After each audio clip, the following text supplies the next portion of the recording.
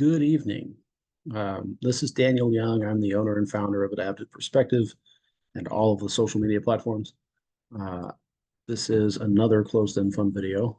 And if you want the full methodology to our financial freedom or the 12 steps to financial freedom, then head over to Facebook and check out my page there called Adaptive Perspective, Navigate Your Finances, where I break down the entire framework for free. This is an unedited video. Who knows what you'll hear in the background as I film these in my house, but hopefully you won't hear much because the cat is currently asleep and contained. I am not a financial advisor. I am a financial strategist. I am a strategist, uh, and I love strategy. I don't speak like the herd, and I walk in limited company. And sometimes I walk alone, and I'm very okay with that. I've become much more comfortable with that over the years. So my goal is to make a pretty short video for reasons I get into, but to review why I like closed-end funds. And I think I've done this in the last 2 or 3 videos. But I like closed-end funds because you can get them on discount, in crazy discount, like 50% off discount. Sometimes 3%, right? But who wants to pay full price? So you get discounts, you get amazing 8% plus monthly consistent dividends. You have opportunities across every sector. You have a lower risk, or at least I find there's a lower risk because instead of buying a single stock like Coca-Cola or Nike, I can buy a giant portfolio for cheaper than I can buy Coca-Cola or Nike that pays a fatter dividend than Coca-Cola or Nike, and that also has Coca-Cola and Nike in their portfolio, plus a lot of other stuff. So, and then lastly, you can access closed-end funds through various platforms. I mean, we have an individual brokerage account and a Roth account through Webull, but you can find them through any investing service. So normally from here, I go into this longer review of what's happened in the last week. But quite honestly, not much has changed. There's a few more snippets of info, like Japan is considering raising its overall interest rate. And our Federal Reserve still looks at, or maybe they're hinting at lowering our rate, which you have different economies doing different things. We have other countries in Europe that have already cut interest rates. So that's not to say anybody knows what they're doing. It's just we still see the global market doing different things. Uh, Here in the US, it still looks like the Fed's going to cut rates in September. We'll see. Maybe they will, maybe they won't. That US overall rate impacts everything. I mean, car loans, house loans, you name it, credit card interest rates, all of that is dependent or related to that overall interest rate from the Fed. Since they've insinuated or hinted that they're going to drop a rate in September, housing rate or mortgage rates have dropped a little bit, but not much has really changed. The CNN Fear and Greed Index is still in neutral. It's really borderline fear. From my perspective of reading the categories and how the index breaks down, it really ought to be in fear. But I still think their algorithm is it's not completely accurate. But I digress. That's all to say that we're really kind of stuck in the same place. Nothing's really changed. The only difference, the biggest difference, is that investors in general, so and which I'm an investor, you're an investor, okay, but not us. If you look at just the general investor population, it's a really skittish bunch right now. Like any little thing, any potentially big thing makes them skitter like scared mice. And for any number of reasons, it's almost like those talk show guys are looking for a reason of why investors are so scared right now. But they're kind of dodging the obvious question, or maybe the obvious answer. Why are they so scared? that overall interest rate. You've got the Fed hinting at a rate cut in September, but inflation not going away either. So how are they going to cut rates when inflation's still the same, right? And even one rate cut, 25, like a 1/4%, right? That's not a huge divot into the interest rate they've created. So it's not like it's going to be this monumental, like glowing sun silhouetted event. I mean, Jay Powell would love that, like the movie cinema glowing background when he makes the announcement, like, hey, we're going to cut rates. It's just one rate cut. Maybe they pull off another one right now. That'd be a 0.5% off the existing rate cut, which is like, what, 6.78? That's not a huge deal. Now, it is a huge deal in the minds of general investors. It's like, oh my gosh, the economy is like the economy is amazing. The Fed's done such a great job. But it's meant to look like that. It's meant to be smoke and mirrors. The Fed wants to keep their jobs. They want to cut rates, but at the same time, you've got inflation that's staying and also going up. That doesn't make sense if their policy's working. So we still kind of have to see how it plays out. Now, going forward, the jury's still out. Some people think the economy's doing great. Some people think the GDP is slowing. Some people think we're going to hit a recession. Some people think we're in a recession. Okay, so not much has changed in the last week. Not much has changed in the last month, really. I mean, the only difference is the Fed's hinted that they're going to drop rates and the overall national mortgage rate has dropped. But that's about it. So where does it leave us? Where do we go? What do we do? Well, it's still the same advice. We should invest wherever the herd is not and into whatever the Fed cannot print. That means the Fed prints money. They can inflate or deflate money. So we're not just socking cash away and hoping to exist on a devalued nest egg. Because regardless of what the Fed tells you, inflation is always higher. So does that mean stocks? Does that mean bonds? Does that mean loans or real estate or oil or tech, or like, where does that put us? It honestly, it's still the same. It's still the overall strategy.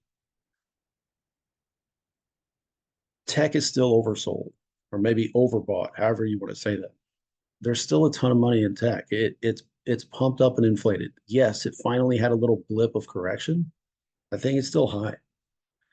Uh, Oil is high, which means energy is high, and energy infrastructure is high, and utilities is high, and technology fits into all those things. So unless we find it inside a portfolio, we're not directly targeting.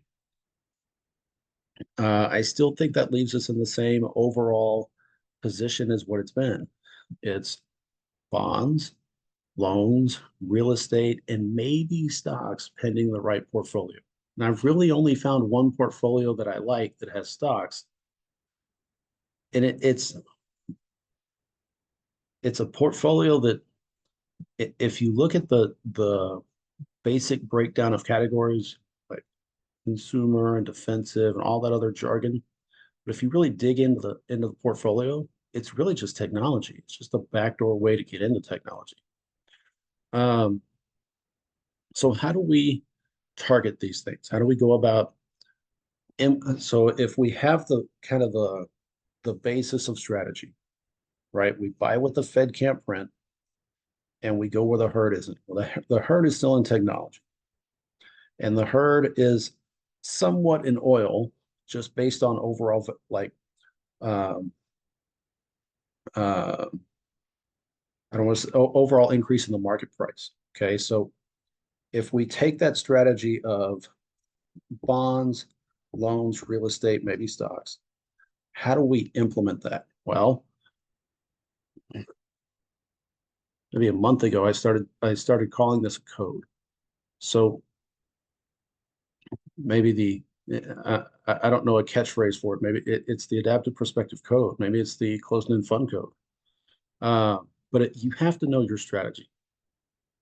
which means you have to know your targets. And our strategy is play the long game. Don't sell that do not sell the principal investment, meaning don't do that stupid 4% rule, right? So play the long game, do not sell the principal investment, and then retire or supplement a retirement on dividends. Okay. Big question for you is, do you know your strategy? We have to know the grander scheme data. So we take the macro data and then we synthesize that into our specific um, microcosm, and then we do our best to not follow the herd, right? Like, don't be afraid to move away from the herd. We want to buy historic discounts. We want discounts, but we don't want just any discount. We want historic, crazy discounts. And we also want to find consistent and rising dividend payers. So how the dividend gets paid from the company matters. Like, how are they actually paying and covering the dividend? But also when the dividend get paid, when the dividend is paid matters. Monthly, quarterly, semi-annual, annual. We want monthly dividend payers. And then be mindful of the dividend yield. I mean, the current average is still above 8% across the entire swath of the closed-end fund world. But quite honestly, we're targeting higher. We want to target 9% and above. Current portfolio in the Roth account, I want to say it's 12%. Current portfolio in the brokerage account is above 10, I think. So let's take that scope. Let's take the approach of bonds, loans, real estate, maybe stocks, and use those five code, right? Or that 5 pack of codes, 5 set of code. And then let's peruse the possible bargains for the week and make some selections. Now, quite honestly, I normally like dry run these videos in the sense where I sort the list, I look at it, kind of get an angle of what I would pick if we were buying tomorrow, and let it sit for a day. But I didn't do that this week. I sorted the data. I looked at the options. I looked at the macro data, synthesized it, let it sit, ran it through in my head, but I haven't actually filtered the list yet. So it could end up exactly the same as last week, could change. So let me share my screen.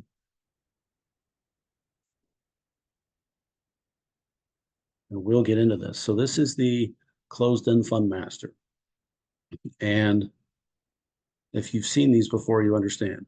But to review for any random person, triple asterisks are buy alerts, meaning the existing discount for that single fund is double the historical discount and greater than the 5-year discount.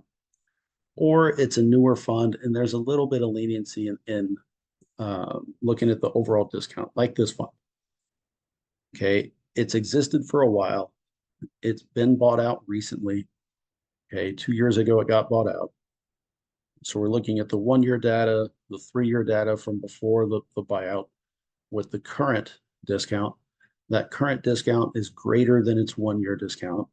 It's greater than the 3-year discount. But even if it were a little less or a little higher, there's a little leeway because it's a newer fund. Let's see. 2 would be it's a dollar cost average based on what we already own. 1 is we're tracking for any number of reasons.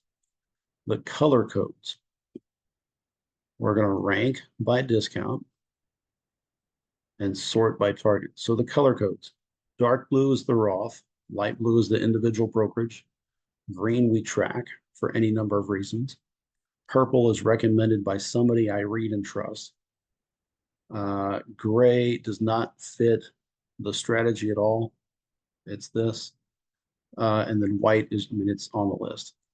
So we look at the top tier, just the triples. We copy and paste into a new form. Current would mean we already own it.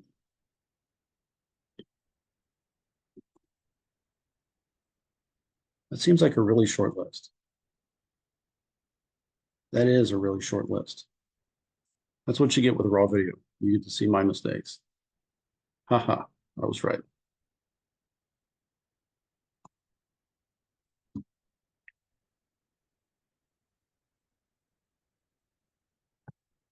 There we go. Shift them over. Now everything on the list hits that triple asterisk denotation. So now we sort it.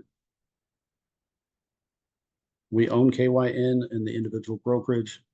We own a lot of it, but even though it's a trip, maybe I didn't screen my targets this week. This would be interesting. So that discount doesn't hit the metric. Interesting. You get live video mistakes. Wonderful. Uh, but really, based on category and based on current yield, it's not going to make the cut.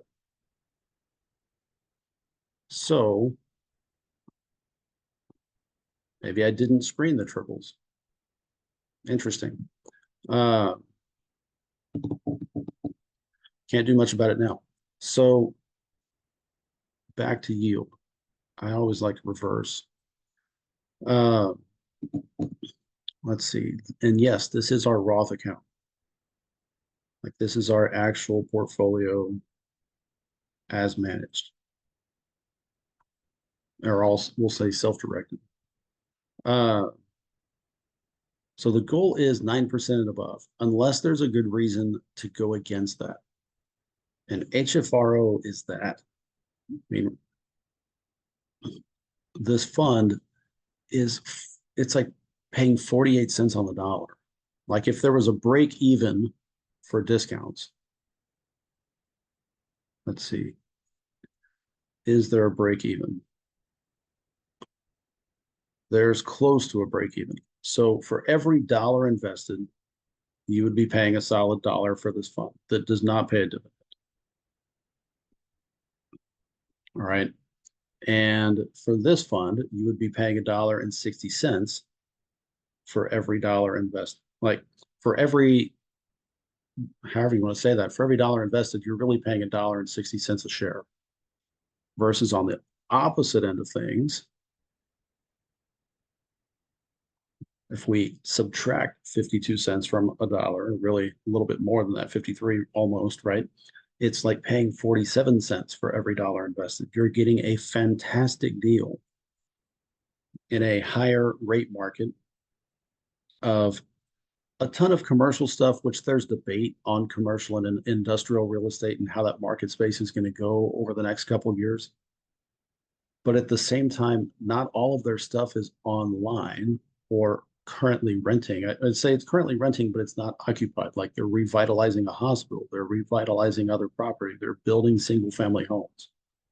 They're not currently rented, right? Somebody's paying rent on that property, the construction company, but they're not rented out by people. So in the coming months with a rate cut, and as properties get built and occupied and actually rented, they'll do pretty well. They also cut their dividend in half back in January because they switched their portfolio from bonds to real estate. So this was their dividend. And I think it'll come back. Lower rate market, once their properties get online and rented out, I think they have a lot of promise. The question is it the best deal right now? So let's look at this. This is what we currently have.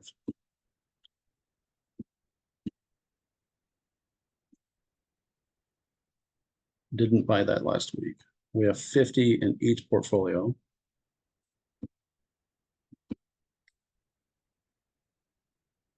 So everything sub 9, except for HFRO, because it's the greatest discount, will depart the list.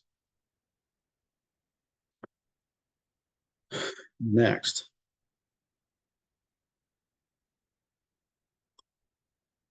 These are similar funds, but I can still get a greater dividend off this one, and it's cheaper. That one's similar, but the difference is this one, if I can enlarge the screen, there we go. So you can pause the video and read this. But this one writes call options and juices the dividend. So these two leave.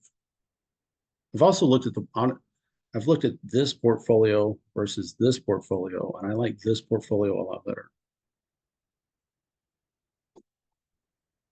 And I mean, I said this last week, if I'm not going to pay this, and we bought this at $9.93 in the brokerage account, we bought it at, let's see, $11.40. That's not a huge difference between the current price point. But if I'm not going to pay that, then I'm not going to pay that.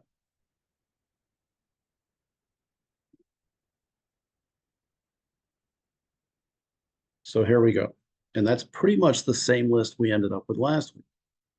So the bond angle is playing fixed income, which is mostly corporate loans.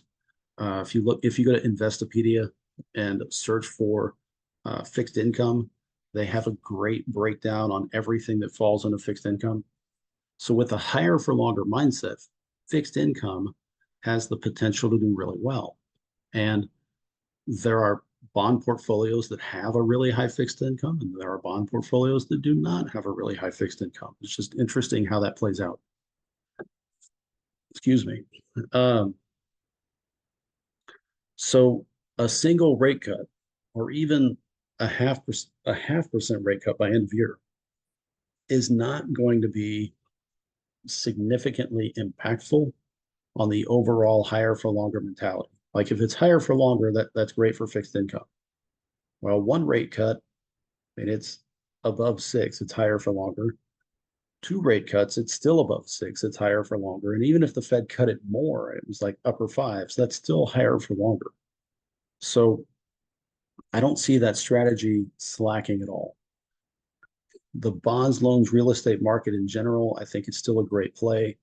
And when I say great play, and when I talk mentality, you have to play the short game, but you have to have that long-term, long game mentality in mind because the market always looks forward.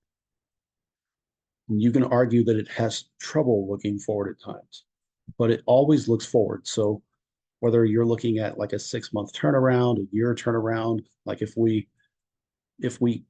added 200 to 300 shares of this one fund that is this one fund, it goes in cycles, but it really does do this, and it kind of follows the general rate market. So we could buy it knowing we're going to sell it at a certain price point, and then taking those proceeds and then investing them forward into something else, or we could invest in something for the long term with no general plan to sell it anytime soon, if ever. So you have to know your strategy and you have to use the best of what you can find now for the long term. And you have to know how your strategy fits into that. So high fixed income, bonds and loans, stocks.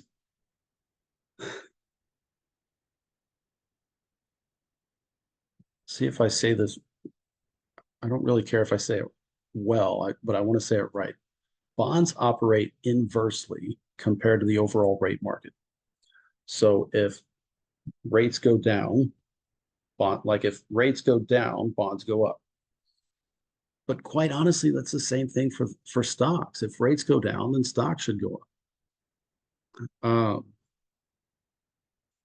So pending your stock play, like if we're going to invest into, I'll go back here so you can, same thing. So you can read this snippet on NVXG. Same thing. Feel free to pause the video and just read it. So if we invested like a straight tech play, so instead of investing directly into technology by investing in Microsoft or Amazon, Google, Apple, Nvidia, that all cost gobs of money and pay shitty dividends, right? And then it's got some inherent risk because it's just one company. We could buy something like NBXG that owns a lot of primary like direct investment tech plays, as well as owns a lot of other companies who would benefit with 5G technology. So you get the indirect and you get a direct and indirect approach, but you get it through one closed-end fund instead of buying into all those funds individually. I don't know why my allergies spike in the evening. I'm sorry.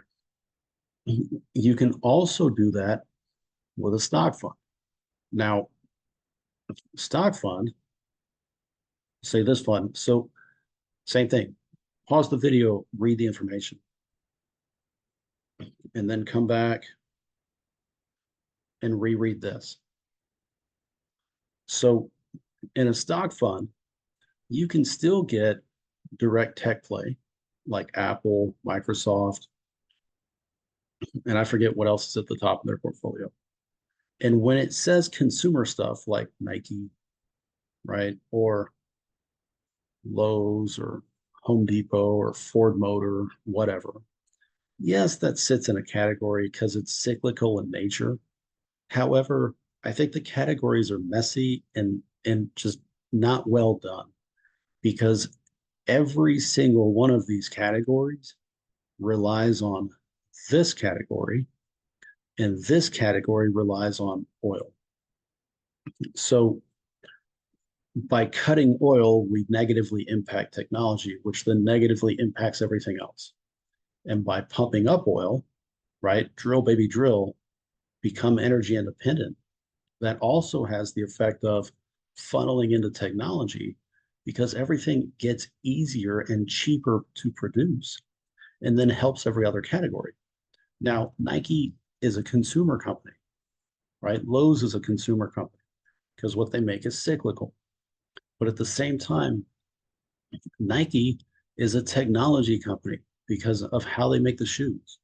They still have factories, and we can get into labor practices on a different video, right? But regardless of where their factory is, and regardless of how they're assembling the shoes, they're still designing the shoes and cutting all the rubber and silicone out for their shoes with technology. They're still relying on a shipping industry with technology. So just because it sits in consumer doesn't mean it has no bearing on technology. The oil price also impacts the shoe price. The oil price also impacts the drill price and the screwdriver price and the grill price, right? The category system are muddy, but they still all relate to technology and they still all relate to oil. So if we look at the overall rate market and we realize that if rates go down, then bonds, loans, and real estate will go up. And if we also realize that when rates go down, stocks will go up in general, right? That's good. And then in the shadow play of all of this, quite honestly, we want to be energy independent because we want to be pumping, producing, making all of that here so that it decreased all of these companies' costs, which then it roll down to us. When we pay, it doesn't cost us as much, however you want to say that. Okay. But the biggest thing is the high fixed on income gain. In the current market, you pick it up at a great price, at a great discount. And one or two rate cuts is not going to really dampen the higher rate for longer, right? Or the high fixed on income play based on higher for longer rates. And even if they dropped off, buying bonds, right? So the rates go down, that'll just send your bond prices up. And then you can figure out if you're going to hold it and take the dividend and wait for it to cycle back down again and buy more, or if you're going to sell it high and then buy something else low. So any one of those three contingencies or any one of those three possibilities are great for this market space. So what does that mean for us? BRW is a bond fund, but since I just read their semi-annual report, actually I've read reports on BRW, HG, and CIF in the past week. BRW is, yes, they have bonds. It's not a high fixed income, but they invest into a lot of other stuff. They invest into closed-end funds. They invest into crypto. Um, they are um, appealing a decision to the overall exchange about uh, what is it? There, you have other closed-end funds asking the SEC to, or the Securities Exchange Commission, to not require companies to meet every year, which would box shareholders out. Like the executive board of your investment company or whatever you're a shareholder of is not required to meet every year. So the people that are installed as directors can serve indefinitely and never have to consult the shareholders. That's bad for shareholders. But BRW is actually doing something about it. Instead of griping about it, they're working for shareholders. Buying they're buying shares of these bigger funds, forcing them to change. I like that. Okay, so it's not a high fixed income play. It's just a high bond and kind of general overall market investment play. HGLB used to be not as high in consumer, but they've also beefed up this. It it's pretty much a portfolio in a can. It's just a smaller company. It's the sister fund of this one, who has a ton in assets and switched from bonds to real estate. And I don't know why they restructured. I don't know why they went from being, it really was like a hedge fund for bonds. And then they transferred everything into real estate. And I'm sure there's some background stuff that's not being shared. And I think that's what's really impacted the investors because the share prices dropped a little bit. Plus, they cut their dividend because they couldn't cover the dividend because not everything is online. So I think it'll come back. Um, FCO continues to grow. I think the latest report is close to 2 billion in assets. It's they're their own private lender and bank. It's an all-American company. I like the globalist thing. No, I need to rephrase that. I like the global approach. I'm not a globalist in general. Um, I'm really not a globalist at all. I'll be honest. The globalist methodology of that one world government, that is not me. The global approach in stocks, if you think the US dollar is going to devalue or say or remain lower in value over a couple of years, and you want to look at different forms of currency because you think international currency is going to increase in value over the next couple of years, I understand that approach. Um, it's the say the global market is more treacherous. The little things impact the average investor that do not impact me. So they fluctuate a lot more. That being said, I do like how they juice their dividend, and I do like what they're invested in. This one is just it's on the polar opposite swing. Like if we're looking at a pendulum, and FCO's over here, CIF is on the polar opposite end of the pendulum. But just like FCO, they have a lot of they have a ton of fixed income. So I could argue for all of them, quite honestly. Since we haven't picked up anything from last week, and I mean, um, quite honestly, I got distracted with a lot of other stuff, so I haven't transferred money over yet. But that is what we would have. So knowing what we have, knowing the opportunities across everything, where would we go? That globalist thing really does chafe. I'm not a globalist. Um, not at all. But I do like I've said this in prior videos. I tend to not like global funds because of that overall fluctuation. But I really do like this portfolio. So where does that leave us? So equals this minus the sum of these things.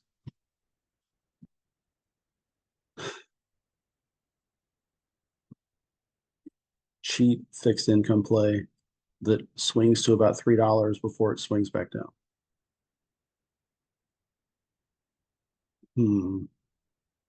I like the idea. I like buying sets of 50, but I also like the idea of even hundreds. Plus, I like their advocacy for shareholders. It's not an activist fund. It's an advocacy fund. It's like, look, closed-end funds have boxed their shareholders out for way too long and they're paying management higher fees and they're shorting shareholders on dividends. That needs to change. I like that. Um, I could make an, I mean, I could justify either of these, really justify this one based on real estate, but I would be more tempted to do this and then keep that in residual or keep this in residual, take another dividend payment, and then see if there's a way to carry it forward into another month of buying something else, like picking up another 100 here, or say I'm looking at selling some other stuff in the individual brokerage accounts, maybe just carrying that forward into another investment down the road.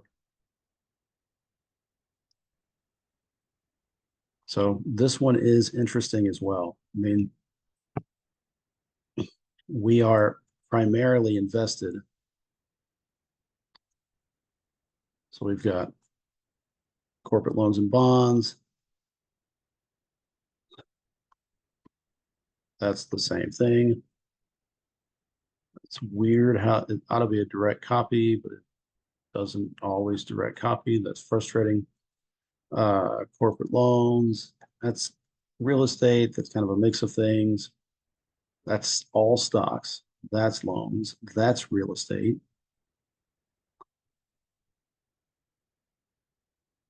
Right. So we're primarily invested into bonds. I could argue adding another stock fund, but that's kind of the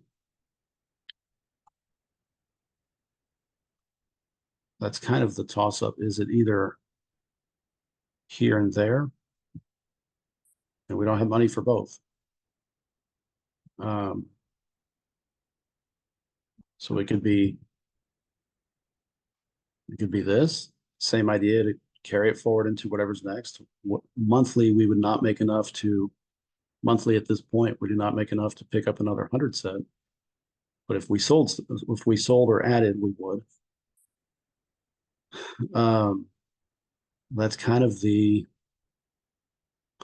general mindset. So these would leave the list. And we're left with this quandary. Do we go all bonds again? Okay, fixed income and then pro shareholder, but do we go all bonds again? Or do we forego the bonds here and pick up a 100 spot in just stocks? And yes, it's stocks, and yes, it's global, and yes, there are all these categories, but it's really an indirect play into tech. So I think the option, I hate to be wishy-washy, really comes down to your individual strategy and where you think the market's going to go overall. And quite honestly, I don't know if anybody knows where the market's going to go overall. Um, you're, it really is. It's a toss-up. So is it one or is it the other? I don't know.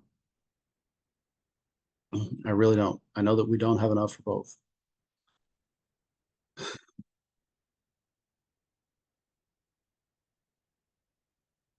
Yes, the alternative would be losing both of those and going high fixed income, right? And then stocks. So several different scenarios, and I hate to be wishy-washy, but this is really it's the best I got. And to be honest, it's pretty close to what it was last week. Like those are the final four: BR, FCO, CIF, ETW, and it's pretty much the same thing without looking at this before making a video. So it really is the same best four for the last 2 weeks. It just depends on what you want to invest in and where you think the best thing is for you. Okay, where's the best thing for us? Yeah.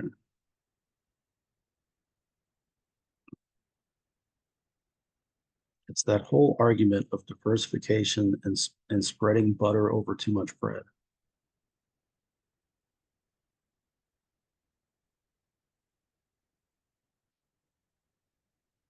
Hmm.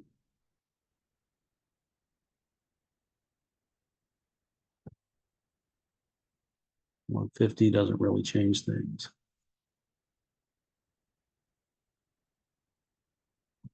Maybe I could argue for that.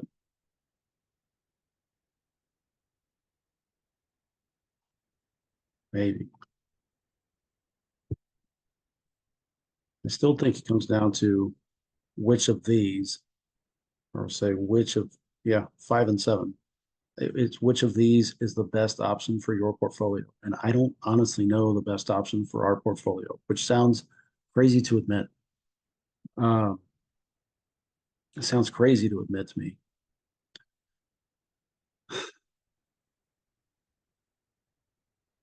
That,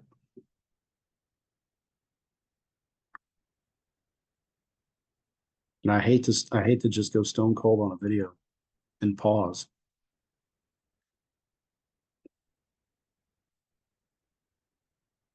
But if I, hmm,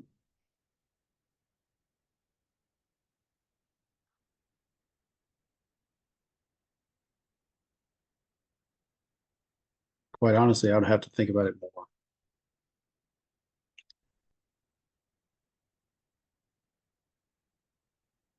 And it's not the kind of coin flip of a recession. I would argue that we're already in one.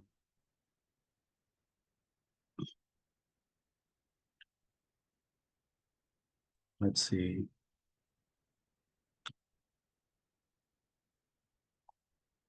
If you pressed me, I would do this.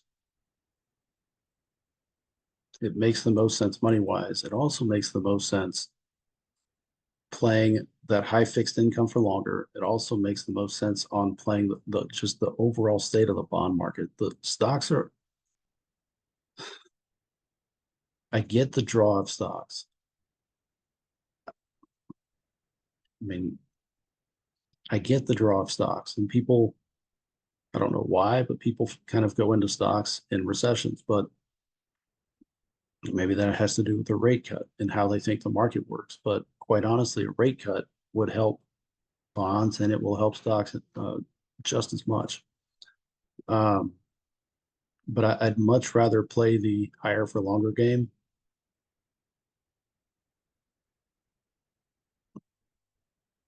than this is like splitting hairs. I'd rather play higher for longer than global fund.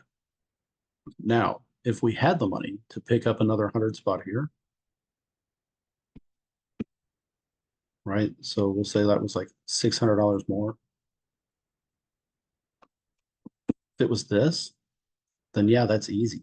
Like we would pick up another 100 spot. No, we would round it, carry that forward into another month. Um, I mean, but that still depends on what your overall investment is. So, but for us, of what we have, let's see, that's what we have. You know, that we're not getting that. So we would invest here. And that's just where I need to stop it. So that's what I got for the week. And if something changed between now and when we bought, then I would update you on the next video and tell you the rationale behind that. So those are my picks for the week. If you like the content, consider subscribing to my channel and then hit the like button because it really does help push videos out to other people. Whatever your strategy is, really whatever your strategy is, know your strategy and stick to your strategy. Consider other people's angles, consider other people's advice, and then see how it filters into your strategy. And if you need to change it, then by all means change it. But the biggest thing I can tell you is do not follow the herd. And if there's a second to that, do not follow the herd and do not be afraid to forge your own path. I mean, it's really that having confidence in investing takes time. Like when you start, you're quite honestly, I was pretty timid about how we do things because it becomes very personal when it's your money. If somebody else is investing your money, it's like, hey, that's my money, don't screw it, right? But once you take it on, that's a very different ballgame. You become extremely responsible for your money. So there is a level of fear there, but you got to let the fear, you got to use the fear and not be beholden and weighed down by the fear. So do your best to formulate a strategy and then implement it. And if it takes you away from the herd, that's probably a good thing. If it takes you off a cliff, then you got to learn from it and learn how to not go off another cliff, right? Or if you do, maybe not fall so far. But that's part of it. We all fail. We all make mistakes. You got to learn from it, pick yourself back up, and then try again and keep trying. I'm not perfect. I mean, I'll be the first to tell you, I am not perfect. I learn from my mistakes. I hate making mistakes, but I learn from my mistakes. Makes me a little more cautious, right? But then I keep going. And you've got to be able to admit your mistakes. People would love to hide their mistakes, right? Nobody's perfect. But you admit your mistakes, you understand what happened, then you keep moving and you try to do better the next time. So you can do this. That's my whole point. You can self-direct your own retirement account. You can self-direct your own investments. You don't have to pay somebody else to do it. You can do it your own and save some money in the process.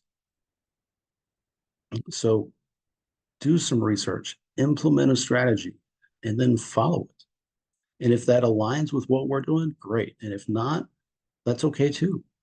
Know your strategy, right? And then perfect your strategy. It's never going to be perfect, but you can adapt it and improve it and advance it the longer you're in the game. So, I mean, this is kind of a glimpse into our strategy. Gosh, I hope it's a shorter video than normal, but I honestly don't know right now. So, whatever you have for the week, I hope it goes well. Wherever you're investing, I hope it goes well. And if you have questions, by all means ask. And if you really want to know what's involved in the 12 steps to financial freedom, then come check me out on Facebook. So, whatever you have in store and whatever you hope is waiting on you on the other side of retirement, it will not happen on its own. So, get out there and make it happen. I will see y'all on another video. Bye bye.